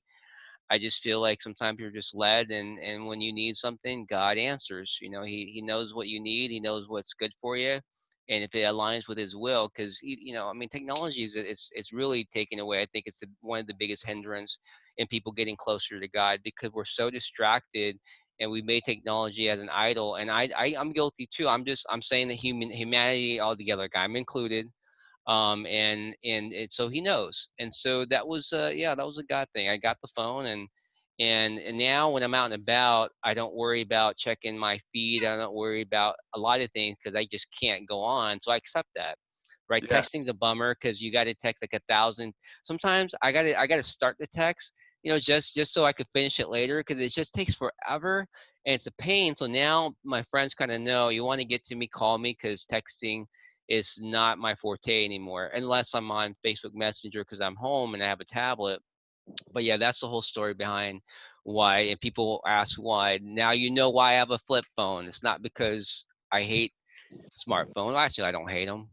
But I yeah, think I'm going to take your lead on that here in a little bit. I'm going to get a couple things done with this phone. I want to record me some jamming, a couple of things. It's got a couple of tricks on it. I'd like to help me make a few videos of my songs and stuff like that. But I'm going to probably end up in the near future, maybe a few years from now still, but in the near future, that's still for me in the near future. I'm probably going to go flip phone status too, because I yeah. hate staring at that thing every morning, every time I got to go look at it. And then I end up looking at 15 other things I didn't want to look at. I wasn't even trying to look at. And I forgot the first reason I was even looking at the damn phone in the first place, and You everything else I scroll. was doing too. Yeah, I fall in that trap, and I still do when I'm at home. But at least, yeah, I hope inspired some people out there to kind of just, I mean, it does take away a lot of your time, dude. Like I get stuck on it. I remember a few years ago, I was on Facebook all day, just literally like that's all I would do. I would post every little thing everywhere I went. It was so sad, but you don't realize the cycle you're in until you're out of it, and you can look back and you're like, whoa, now what do I do? Well, I do other things, but but back to you were mentioning about music you want to record. So I do love music myself. I love all kinds of music. Um, Rock is not my strong point, but that's basically what I mean, that's your biggest, right? And rock, or what would you say? Yeah, yeah, but I love everything else, and I think that even though I might be writing lyrics over a rock style song, sometimes my lyrics are kind of like they are kind of like a rap, and they definitely talk about the kind of stuff that you would hear in like hip hop, or but a lot of that stuff, if you really listen to rock enough, you'll realize that a lot of those same stories are also similar too. They're just maybe using different symbols or verbiage to get the same kind of points across too. So you know, um, the blues especially, people are sad. They're sad, sad. That's it. It's just why you Yeah. sad. Why you sad? Did you lose your car? Did you lose your license? What happened? Or your dog died, That's country or for somebody you. stole your truck. Yeah, yeah. Or did you get put in Um, jail? yeah, you get put in jail. Yes, Your I wife? did. Yeah, you know. Yeah, so going back to music, I feel, this is where I'm starting to see this, and I'm just sharing to people. So, for the Christians out there that are a little far away from God right now, I encourage you to go back and read scripture and get closer to God, because when he moves in your life, when you really seek him, he does move and you see it, and it just gives you that fire that you want to keep going. Like, how far can God take me, right? Because how far? And so lately, my inspiration is this podcast, and he's bringing people to help me. And I see that, and it's like, whoa, thank you. And one of my biggest inspiration is music. So I wanted to get into. I can't sing for crap, but I could talk, over music, and and I can, if I can collaborate with other people that are musically inclined, that will help me, pursue that a little bit. Yeah. He's brought you to me. And I feel basically, Joey, I don't know if you feel this, but I feel like you're really led to be on this podcast today. What do you I think? actually am feeling that. Yeah, for sure.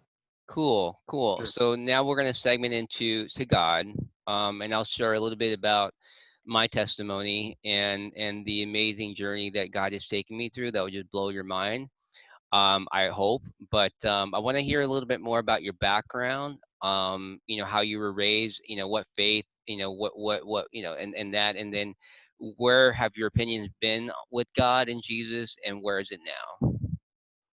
Okay. Well, I guess my mom read me the Bible stories when I was a kid. So mostly like Christian type, Catholic type of stories, where all that kind of came from and whatnot. And I Okay. remember, there were the kind of the children's book story versions of them. So it was pretty easy to remember a lot of the basic principles. And then my dad would always talk to me about everything, God and science, because he kind of believed in everything. And I Okay. asked my dad, well, I think I was only in about first grade. I used to ask a lot of weird questions when I was a kid. I asked my, I think I was in first grade. I said, well, it doesn't mention the dinosaurs in the Bible, like, and my dad, Ding. yeah, yeah, my dad goes, yeah, but it said that it took God, how many days? 7 days? What was it? 7 days. Seven Six days. days of great creation, 7 day, the rest day. So he said to a day to God could be a billion years, That's true. He's infinite. a million years. And so, he goes, the Bible was only written by man. They wouldn't really, and God was only talking to them about them. I He have wasn't. something to share with that, because that Yeah. was one of my biggest backsliding. And it's interesting how the enemy uses these little tactics, but once you figure it out, you kind of you stop getting tricked. But I want to keep going. Yeah, I had the same hang up with dinosaurs. Could keep going. So he was kind of like, don't knock any of it. We don't know. We We don't don't know. know. We don't know. Bingo. We don't know. And so yeah, I was kind of raised to kind of believe in it all, but then I kept going real more science and science, science, science, and there's not a lot of God in all the science books. There's not a lot of talk about it, but I one day I really believed in energy. I just knew that there was energy. I could feel it around me. I'm going Yes. right down the street. I could feel the air hitting me. I can get charged up from it. It excites me, and so I just knew there was energy out there. And I was how you talk about signs leading you to places. So I was working for Cutco, and I was out meeting people, selling knives to them on my journey to try to become a salesman. And I went out to this guy's house, and I usually would stick my head out the window of my Mustang 5.0 that I had back then, black. Ooh, it was fun. And I'd charge up my body full of energy. So when I got to the door, I'd be just glowing with like excitement when they got there. That was my little trick to make people like me, I guess, you know? And so when I got to the door, I don't know why, but he kind of like looked at me and smiled. He was about 7 feet tall, this giant man. And it was a nice house. This dude was, I thought, this is a great customer. I might sell him something, all right? Make some money, yay. And so I don't know what he asked me, but he asked me something, and he kind of just started looking at me with this glare, like he was getting me already. Like he was this older dude. He was probably 40 years old himself, and he started asking me a few questions about this and that, and next thing you know, we were talking about energy, and he liked me right off the bat because we related that way, and then he I don't remember what happened first. He ended up buying the biggest set of Cutco you can buy, though, and he said he said he only needed 2 knives, and I said, yeah, well, every chef only needs 2 knives, and every golfer only needs, you know, the putter and that one driving club. But it's nice whenever you get stuck in the sand and a couple other places to have every other tool in the box, kind of like your toolbox outside that's this big, but you only use one screwdriver and a hammer. But every once in a while, so he goes. That's what he laughed his ass off, and he goes, all right. And his wife just looked at him and smiled, and goes, I want the biggest set. And he goes, we're gonna get the biggest set from you. You're good. And I'm like, cool. And he goes, but only if you're making money. And I'm like, all right, I'm making money off of it. And he goes, all right then. He goes, I don't like to do anything that I'm get something for me and feel like I'm not giving something to somebody else. He's like, I didn't, get that waterfall in my backyard, and I don't look at it every day thinking how much money I talked the guy down. I think about it every day like, man, I got an awesome waterfall, and I think I helped send that guy's kid to college.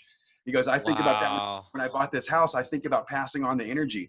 And he wasn't a very religious person when it comes to like God, when you want to talk about God as a him himself, but he was very religious at energies, more like a person from a long time ago, from like thousands of years ago might be, Okay. and then he gave Like me a more book. spiritual, like he understands there's the supernatural. So he's not an Yes. atheist, No, but he it believes depends in it a higher depends on who power. you're talking to, and that's why I answered your post, because a lot of people would call me an atheist. And Okay. I feel that if it depends on how long I get to talk to you, and who I'm really talking to. But so I was very much on this whole positive energy kick, that and I read a couple of these books that he gave me, and they were really, really cool. One's called Huna, and it's about the ancient teachings the Hawaiians used to teach their people. Okay. And Huna means the way. You teach your son the way. You want Right. to stuff in life, son? Here's the way. The So Taoism has the way Jesus absolutely, has the way. He claims that he is the way. absolutely. Well, I don't know if he claims he's the way, but I'll touch on that just for a second. But it Yeah. says that a lot of people have said that that's what he claimed. But I do think that there's truth to that. He is the way in some way, because obviously we're talking about him for 2,000 years later, and I feel pretty good, when I A do. couple of So billion people believing in the Judeo-Christian God. There's got, like the whole thing with your Cutco. If you're selling it, just think about it, right?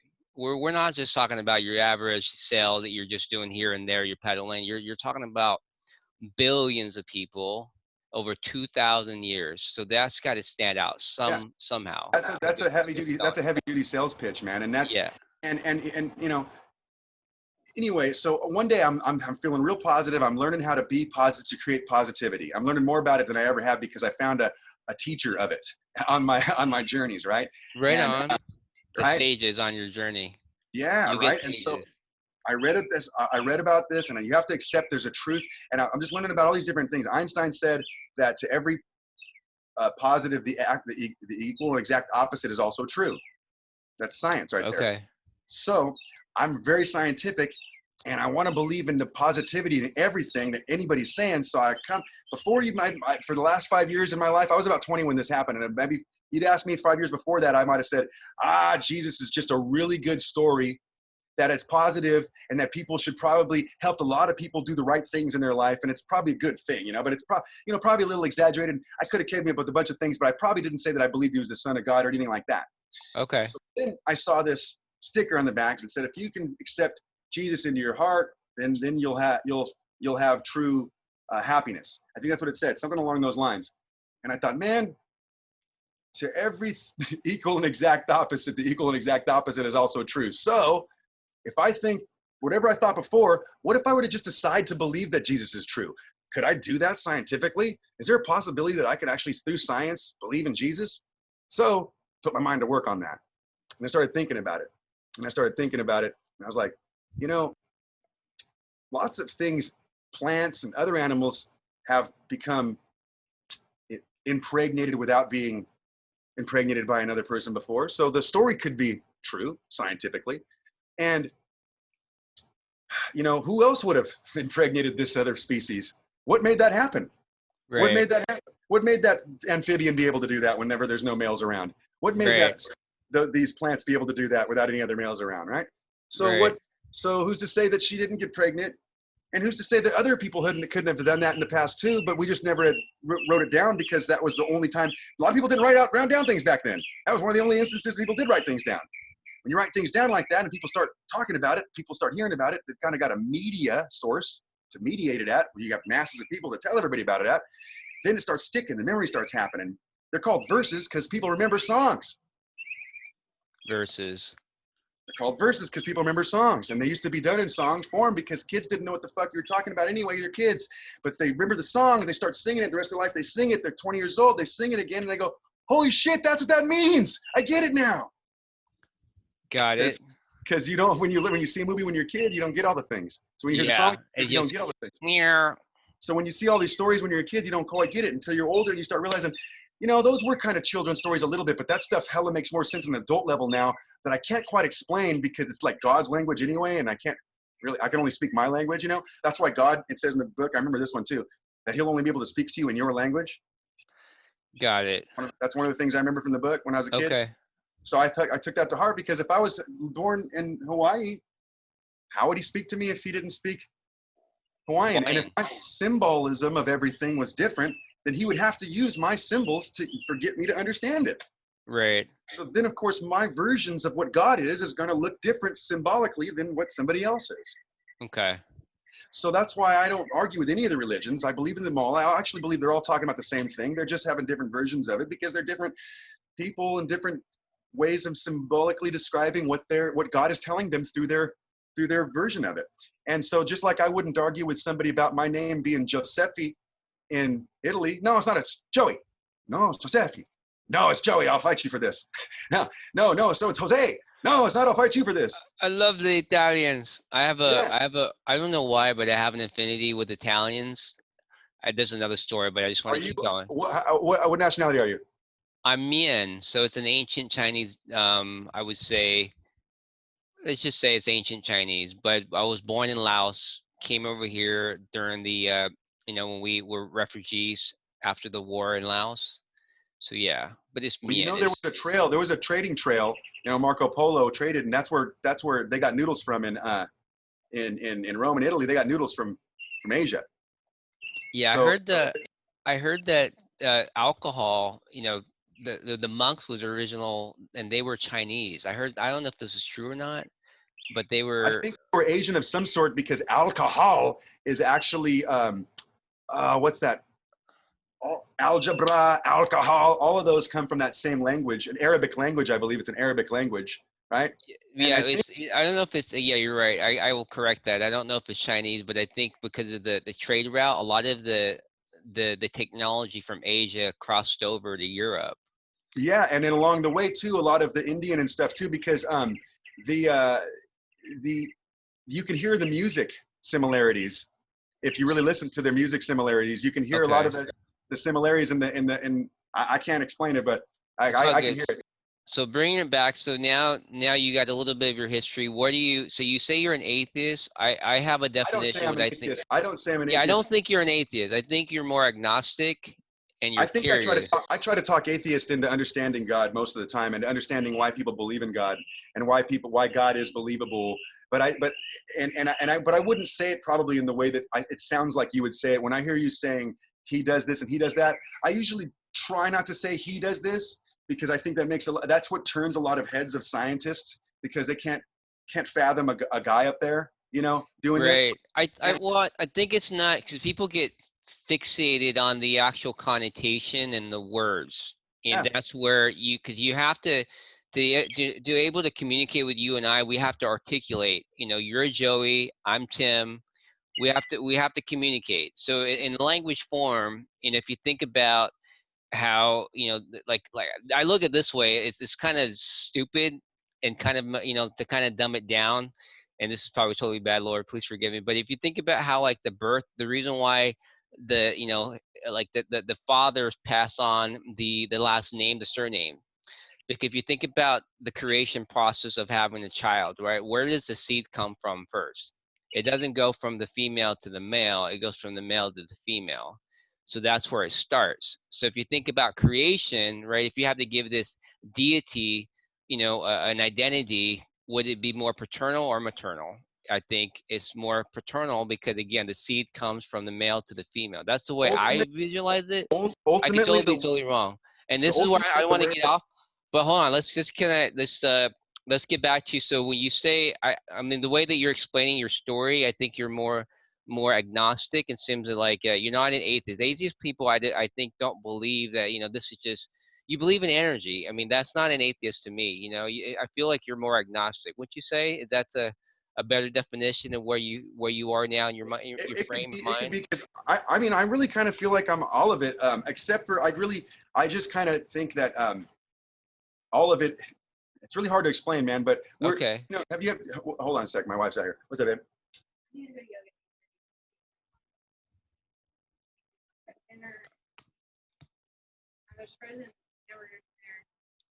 I'll take care of it. I'm gonna do another half an hour of this. We're just getting into the subject matter because we were getting to know each other for a minute first, babe. So, and then I'll take care of the dinner part. Then you go ahead and go to yoga at 8:30. Sounds good to me. Good plan, babe. So anyway, And then who you think Jesus is. So where do you feel your okay, but ideology is now, here's and then what do you think he was or is? hold on a sec. I'm sorry. I got to get to this. Imagine a yin yang sign. You know what a yin yang sign, right? Of Looks like, course, right? of course. Hope everybody that it might be watching knows one is. And that symbol right there is really what I believe, that everything is all one. You And, believe in and dual. You believe in duality. That's basically what yin yang is. It's yeah, duality. and I think that everything has a good, and everything has a chance to be tampered with. I like the Bible, how it talks about the evil and everything, and it tries to break it down. But ultimately, I don't believe that there's a good and evil. Ultimately, I believe everything's positive and negative, and that without positive and negative, then you wouldn't have an equal balance. And so Right. it's hard for me to say that, to talk about the devil really, except for as more of a symbol that people, so they can understand what I'm talking about, because that's the symbol that they use for evil, you know. Right. So or for bad, or just, and really, I think that fire ends up being a good thing, that a symbol for the devil, because I mean the fire in ancient times burnt everything out and killed Mm, everything and was very scary. But without that fire, you couldn't grow a new forest. got it. I mean, half the forest depends on the fire to grow, to grow. Next year, all these trees out here, the giant sequoia redwoods wouldn't even, they don't even grow. They wouldn't even drop their We seeds need unless the the fire. fire. No, Yeah, the I fire. agree with you. I have another thing I want to touch on, and so this is my way of, I feel like God's calling you to he's calling you. I'm just sharing that with you. The reason why you're here, he's calling you. And we're you're a farmer. This is Miracle Grow time. You're getting a little dose of Miracle Grow, whether it takes fruit, like there's a seed in you that's been planted from when you were a kid, but it needs a little Miracle Grow. And that's the whole exercise what we're trying to do. Because here's the thing, there's a creator that that I had no idea existed until recent. And I mean, I can't even get to the level of love that he has for us. But let's just kind of get back to who you think Jesus was. Do you think he was a real person? He was just a story? I Was think he a I sage? really believe that Jesus was the Son of God, but I really believe that we're all the sons of God, and I believe Jesus was trying to tell everybody that. I think he came into a village of people that are a lot like our people right now, that are blinded by their government and that didn't know about how to take care of themselves outside of the government system to do it for them, and so they were pretty much domesticated dogs. And if you're a domesticated dog, you can't live on your own in the wild. And so I Right. think Jesus was obviously a very intelligent person, because it took a certain bit of skill level to be able to walk from land to land and go from town to town. You'd have to be able to talk different languages and learn how to live outside the town where they don't have farms at and stuff. You'd have to be able to hunt and gather and knew what you could eat and what you couldn't eat. So he was a very knowledgeable person at whatever age, you know, he was really was when he did everything that he did. And, Okay. and so I believe that I read some of the Corinthians and where he had said that he had told everybody that you need to get out of the church. You can't find God in here reading it in a book. And that's the same thing that you described to me when you say, I can't stick my face in this cell phone anymore because everybody else nowadays, the new religion is now technology. People are practicing it like it's a religion. And they Yeah. think, and it's just like people have been making fun of, all the science people make fun of all the religious people for their dumb books that they get all the answers out of, right? Oh, really? Well, you're reading from a tablet too, and all your answers come from there. Or Right. so what my theory is that what Jesus is trying to tell everybody is that if you get outside the box, outside the book, outside the church, outside the city, you can actually see God. The kingdom is actually out here, and you can Got touch and it. talk to him. When you're out there looking at the trees and then you're watching the environment work and you're seeing what God actually made and how it worked. And then that's why other things started making sense to me. I actually understand why our ancient ancestors say gods rather than God. And I understand why a lot of people try to say that maybe, you know, that is a God. I don't know if Jesus was even if he was even taught. Maybe Jesus is a little like me and he was only using the same language that they needed to use also, so he can talk to people that also called it God. Maybe Right. how do I know that he wasn't trying to just get them off their fucking out of their little hole for a second there that they couldn't get their faces out of just by using their words just to get them out of there, and then he could start telling them about all of the gods. And now don't get weirded out when I say all the gods. When I No, say, here's what this is a safe place. This is when a I safe say place. God, as all the gods, the reason why I say that is because I say I see energies. I'm going back to the energy thing here. And our ancestors, I realized one day, I don't know if because I thought of it myself or because somebody told me how it happened, but one day I had realization that they're talking about energy level. They're talking about energies. And in science, it takes energy without energy, there's nothing. So God is energy. Without energy, there is nothing. It is without action, there's no reaction. So without energy, there's absolutely nothing that we can prove. There would be none. So God to me is energy. And on earth, our ancestors from thousands of years ago realized that the sun is an energy that makes things hot and grow. That the wind makes the trees move and the stuff falls off the trees and then makes things grow. And they realized that the water flows and anything that moves is energy. It has energy behind it. And that's a scientific method too. If it has energy, it's energy in motion. It's got momentum. It's got energy behind it, right? And Yeah. if it's not moving, it's got potential energy. Okay, so if this all just started making more sense to me as science goes along, it's like okay, so our forefathers had a pretty good idea of science. They just didn't explain it the same way on a piece of paper. But they called it the gods because the gods are what control things. The wind is what makes things happen. The water is what makes things happen. The earth is what makes things happen. Nature. Yeah, Yeah, they the gave elements personalities to nature. the elements, and that was how they first started understanding it. And then I think after a long time, people started becoming real mathematicians and scientists, and started getting to the point in our society within the last 100 years where they started thinking that God doesn't seem to really help it with the equation. Like I got this equation written out here, and adding the God portion of it, it doesn't ever make it more right. Like it doesn't help me get to the point of the answer because all science is really trying to do is help us get to something faster or save us from something hurting us or Right. or trying to predict the future. Basically, and another thing about science too, it's all facts are history. I don't know if a lot of people realize this, but facts are history because how the heck do you know it's true if it didn't happen? Right. If it already happened, then it's history. So faith is the future because it hasn't happened yet, and you have to have Oh, faith. I want to talk to you about faith, man. Okay, so thanks for sharing a little bit where your frame of mind is when it comes to God and spirituality and religion and all that stuff. So I love what you're thinking because I feel like where you were in terms of think of a human being that's like software, right? The internal stuff that goes in our head is that I had a version just like yours, I don't know how recent, but it was pretty recent until recently. And I also questioned about the dinosaur because that was one of my biggest things. Like these things are ginormous, man. We got bones, and where is it not in scripture that they talk about the dinosaur? And I wrestled with that a lot in the last couple of years. And what I had to surrender is that just to the, because there's even just because God doesn't reveal it, it doesn't deny the deity of God. It doesn't deny his existence, right? Exactly. Just because dinosaur here doesn't mean that God's not here. Right. So I had to surrender to that, and put that to bed, and then it kind of, my faith started growing again. Also, the whole thing with dualism, I studied that. So to give you a little background, I come from a shamanic family. We're ancient Chinese. So here's the creation myth in the Min people. We were actually created by a celestial being, I would say, and you see this in Greek mythology, the god Pan, the god of the wilderness. Well, our celestial grandfather, he's also Pan, and he had the same 12 houses like the tribe of Israel. So That's what I don't. I don't know enough about Israel about no, Asian I culture.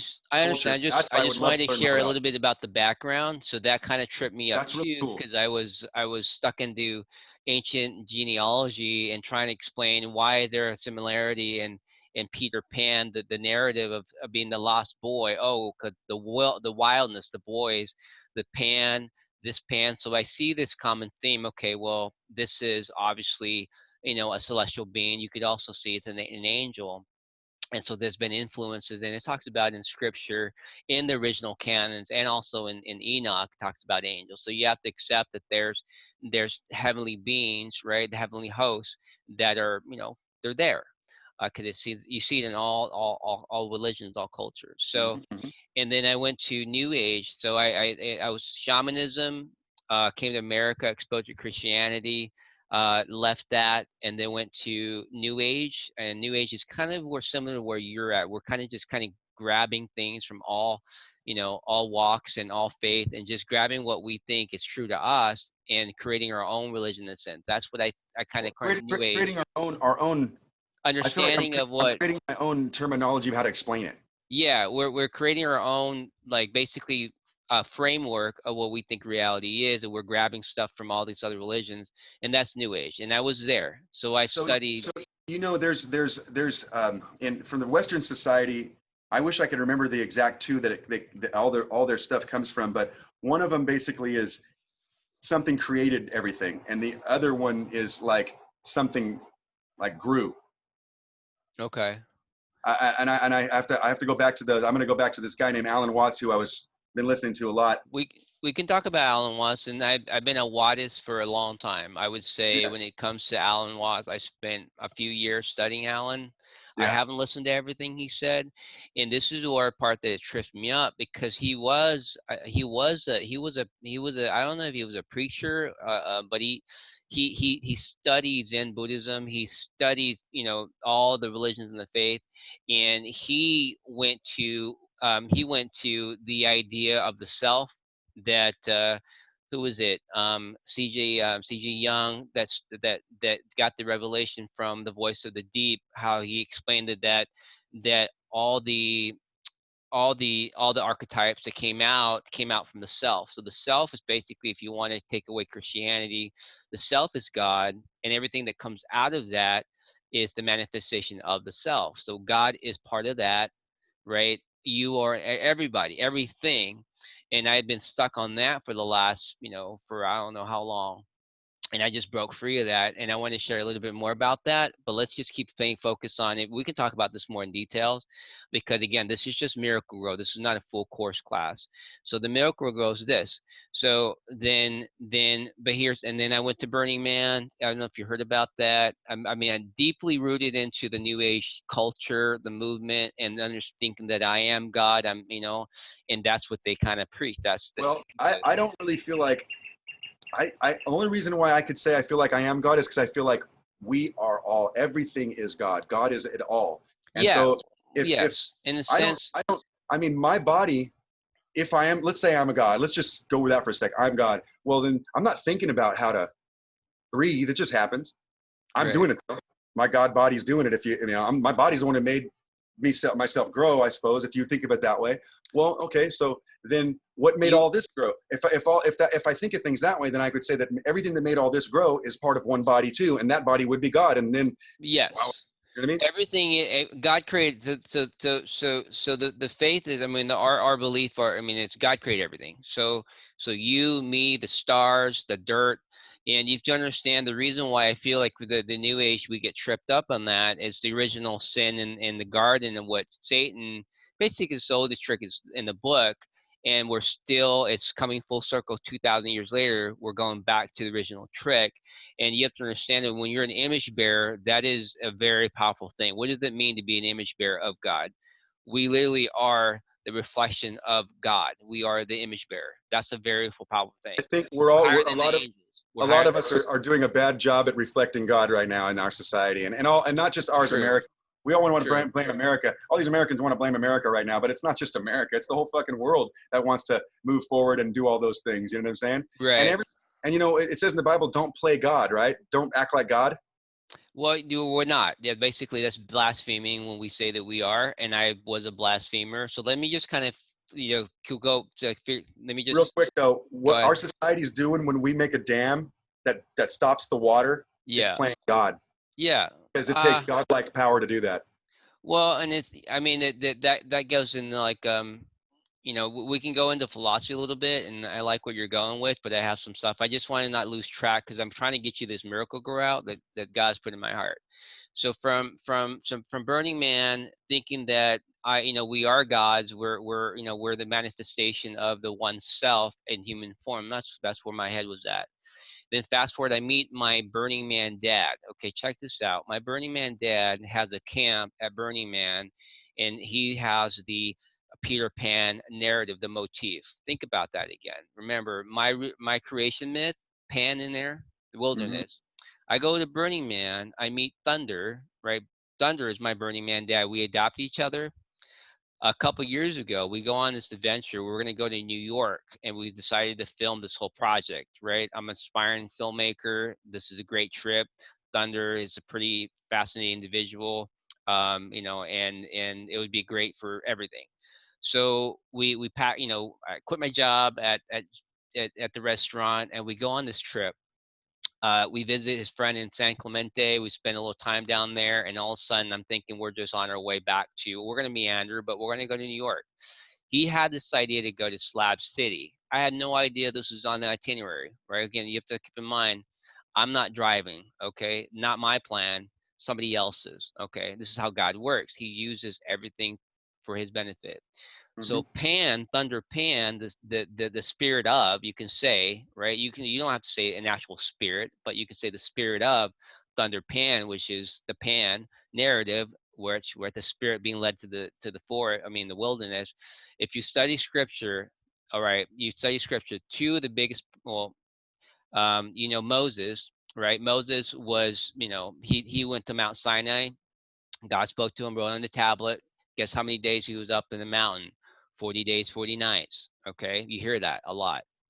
Jesus led out in the spirit, tempted by the devil. How many days? 40 days, 40 nights. Okay, so now my turn. Right, a couple years ago, I'm being led there by thunder. Had no idea we're going to be there for that time period. It was around Easter. Think of the math. It was around Easter. Again, I was being led, not my doing. It was around Easter. Okay. And guess how many days I was there? I was there for 40 days and 40 nights out in the desert in Slab City. You can't take away the math. And God does this so that my smart mind, my intellectual mind cannot, I can't, I can't rationalize it. There's no way I can rationalize the numbers because the sheer math and all that will not compute. It just literally will be impossible. You Okay. know, that reminds me of when I see the sand on a beach when the waves keep going up and down, and the sand particles start to segregate themselves into different layers of colors, and it looks like Okay. it's been perfectly done. And there's no math I can think of that can do You that. And can't. You the can't. easiest way to say it is that just God put it together like that. But Correct. like, but It gets why though? better. It gets But better. why? You know? So I can tell you the whole 40 days because when you're there for 40 days, there's a lot of adventures. And basically, I believe that I passed the test. That's why I'm here now. You're always being tested. I'm just letting you know. Life is a test, right? God. I mean, He loves you. He wants to create you to what you want. I mean, basically, He got the kingdom for you, and He wants you to go there and live there with Him forever. but you got to pass the test. You got to meet him halfway. You got to get to the cross. That's basically his message with his son. You got to get to the cross. You can't get to the cross, I can't help you, right? So you got to get there. So okay, so I'm in Slab City for 40 days, 40 nights. God revealed to me basically that I'm an a-hole. I thought I was a good dude. No, I'm actually not. You know, I'm a pretty, you know, I'm just, it was sad that I saw that part of myself, but I grew out of it and learned to not be such, you know, a jerk, you know. To But me, that here's, was realized when it happened to me. I realized that that's what made me realize we're just apes. yeah, basically. So Because I'm a monkey going wah, wah, wah, wah, sometimes, yeah. I just So fast forward to like again the adventure part. If you want to hear the detail, we can hang out. I can tell you everything that happened. You know, it's I got about I 20 think it. minutes after I got to go in there and cook Yeah, dinner for the kids. I know that. But again, that's another part. But I'm just saying. So fast forward about towards the end of my trip, right? I'm telling you, I share this because I'm vulnerable, and I took. I experimented with methamphetamine for the first time. And the funny thing is, what it did to me was that it stopped my internal dialogue, so it just shut it out, and then I could listen better, right? And all of a sudden, I started hearing God talk to me. So what do you think? Okay, well, number one, this drug is pretty crazy because I can hear God talking to me. Number two, this is really God talking to me, and this is just how He reveals Himself. I have no idea. I spent a whole night talking to God. I had a gentleman with me that was kind of like my guide. Looks like the American Jesus.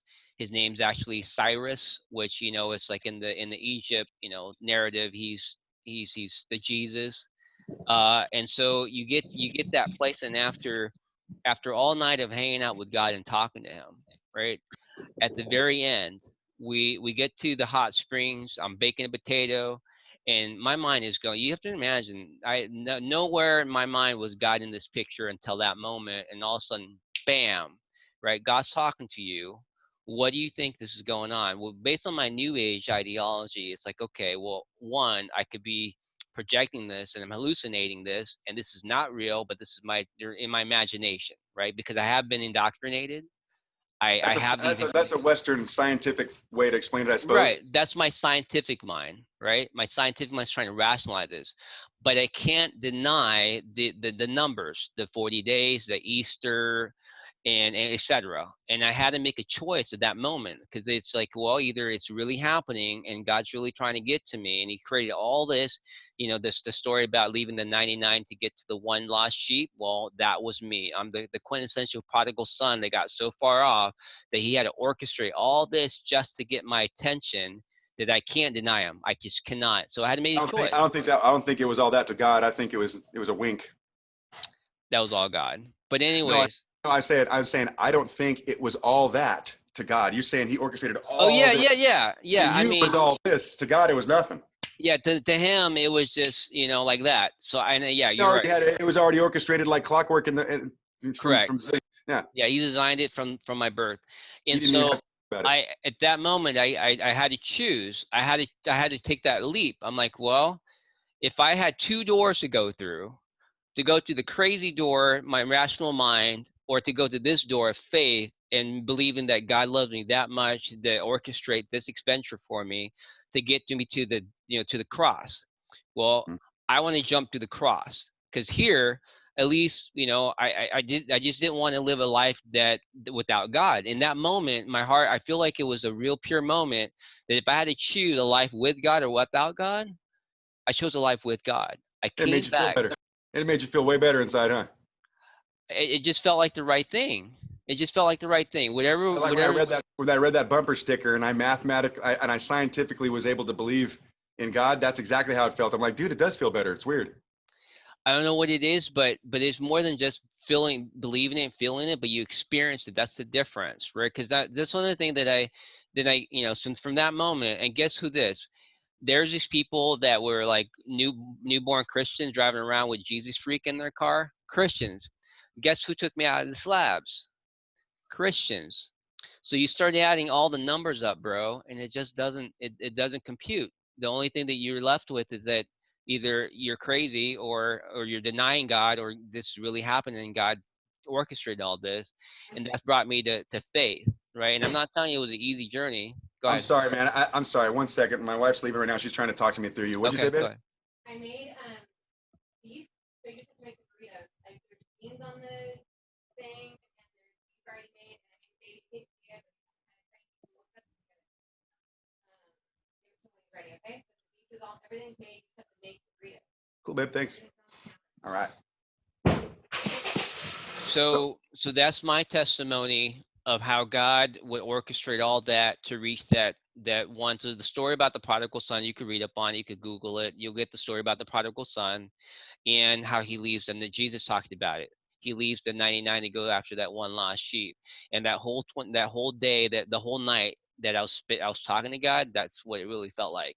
Like literally, I was talking to him, and it's just he went after that one lost sheep, and it's I can't explain it you other see, than just, you remembered that story from a long time ago, right? yeah, of course, So, like the songs, the verses, they yeah, made more sense to you all of a sudden after you've had experience. yes, yes. See, So a lot of the songs that you might have listened to when you were a kid, your parents' music and rock and roll song, you listen to them again, they might mean something totally different, man.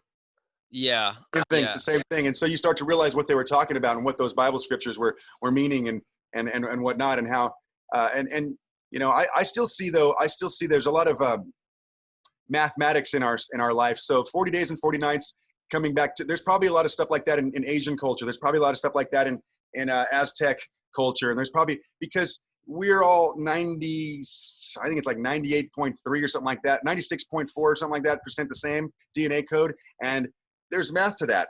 And then there's also the amount of, there's a bunch of math to the amount of stuff you can grow with the amount of water that comes every year. There's just so many things that end up being equally true on one side of the planet as the other side of the planet because of the same types of, because we're all living on the same planet, and it's all yeah. abiding by the same types of laws and rules, and all by the same types of math. Laws So of nature. yeah, 70% of water on almost every living thing, because why? There's 70% of the water on the planet. Yeah, So yeah, everything's really relative. So but I see that all, I still see all that as God though. right, right. So It's whereas somebody else might see that as, just a big just something that's happening, and I'm like, yeah, I see it as happening, but I still see it as God. Because yeah, when you take God out of the equation, that means you think you know it all, and that's where that I'm God comes into the thing. But see, God basically is the part of the equation in a math problem and on an algebraic equation that you don't know, right? So you got this number, 4 times 5 equals 7 times x. X, you better have a little bit of faith in it. yeah. You'd better have a little faith in your skill level to solve that problem.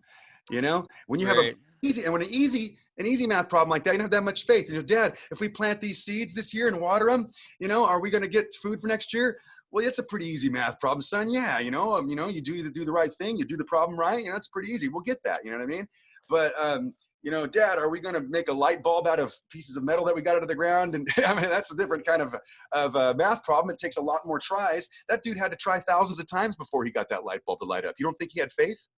A lot of tries, a lot of He tries. knew that in his mind, the image that was in his mind that God helped him create. And a lot of Right. people that were scientists back then, like Einstein, for instance, he always explained it as looking into the eyes of God. Got And, it. and the Egyptians explained math as the language of the gods. Ooh, yeah, that's another area. So you have a lot of stuff that are stirring in your head that I've had time to process, and I just want to share what my opinions and what I've learned, and just to I, hear what your I, opinion I, is. I like what's happened to you that turned you. That's really, really cool. I think too many people are losing faith, man. You got to have faith, dude. And no matter how either you do have faith or you don't have faith. That's really what it comes down to.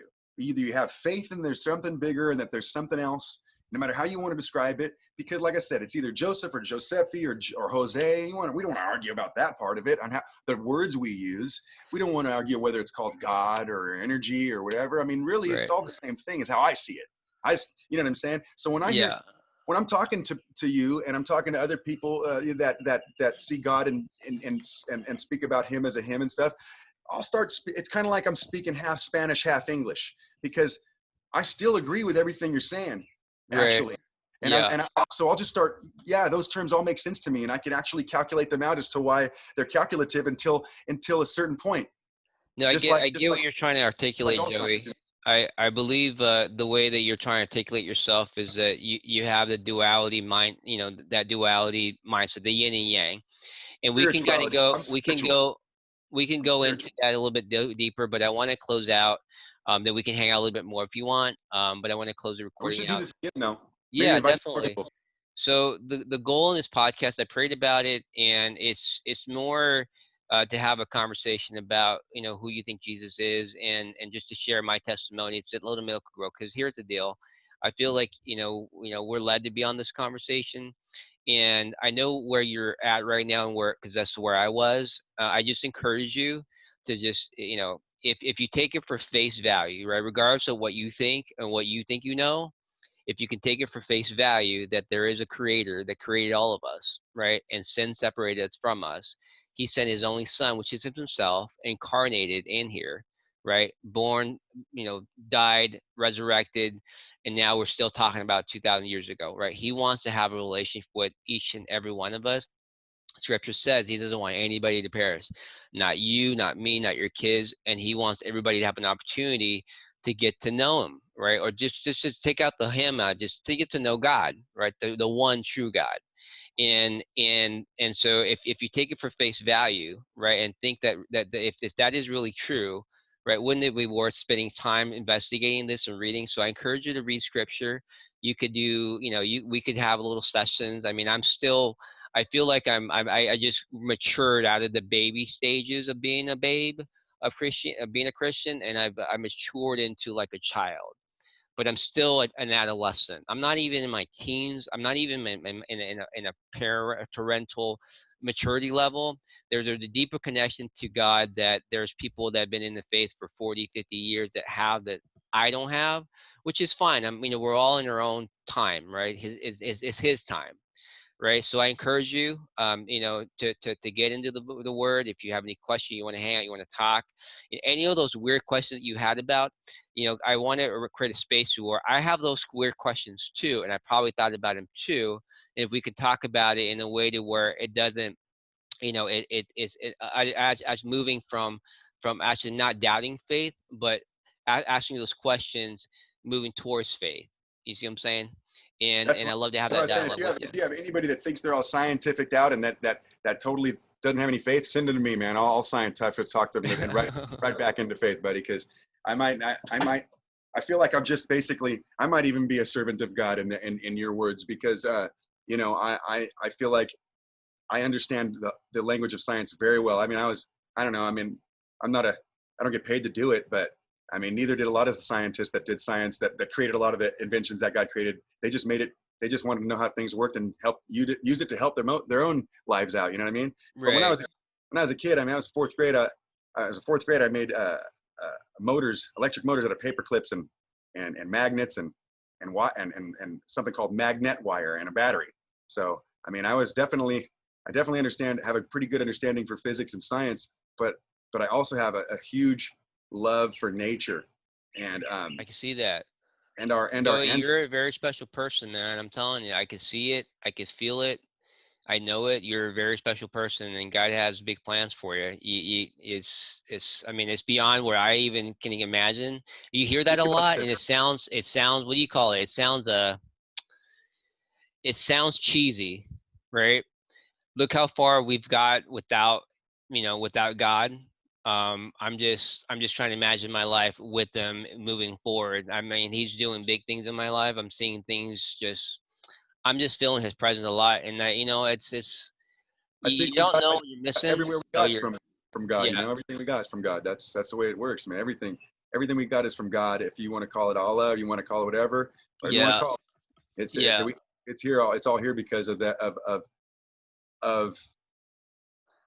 It's hard to Yeah, explain. It's not. I I don't get, I get, I get. You say don't have to explain it. Like, I know where your frame of mind is, because I feel a lot. We have a lot of things in common. We have a lot of things connected, and I was where you were. Trust hey, me. I'm even if saying you're that with totally a sense. scientist, even if you're totally into science and you believe in the Big Bang and all that stuff, well, what happened before the Big Bang? There's still, you got to have some sort of faith in there. There's still more you don't know Yeah. about. So But that's what God is to me. It's all the energy that made it all happen.